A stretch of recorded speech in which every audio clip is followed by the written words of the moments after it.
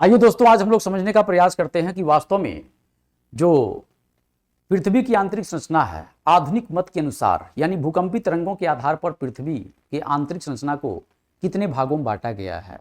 तो आपका जवाब होना चाहिए कि 3 भागों में बांटा गया। कौन कौन सा है? भूपर्पटी है, मेंटल है और कोर है, या इसी को क्रोड कहा जाता है। अब देखिए, जैसे भूपर्पटी दिख रहा है, ये भूपर्पटी है। भूपर्पटी को 2 भागों में विभाजित किया गया है, अपर क्रस्ट, लोअर क्रस्ट, यानी ऊपरी और निचली क्रस्ट।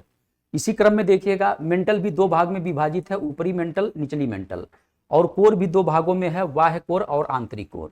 इनके बीच में वास्तव में जब भूकंपी तरंगें चलती हैं तो इनका वेवलेंथ में परिवर्तन होता है। जैसे जब भूकंपी तरंग चल रही है तो यहाँ पर शॉर्ट वेवलेंथ है, आगे चलेगी तो लॉन्ग वेवलेंथ, यानी यहाँ पर टर्निंग पॉइंट होता है। इसी को असंबद्धता कहते हैं।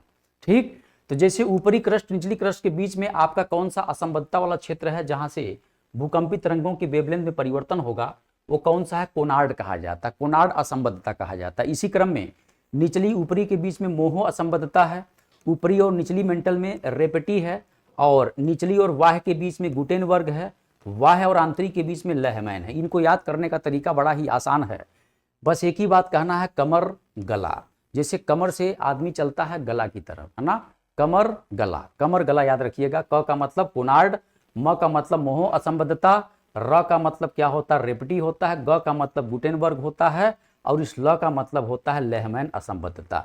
लेकिन आपको ये क्रम याद होना चाहिए, ऊपरी क्रस्ट, निचली क्रस्ट, ऊपरी मेंटल, निचली मेंटल, बाह्य कोर और आंतरिक कोर। समझ गए आप लोग? उम्मीद करता हूं समझ गए। जय हिंद, जय।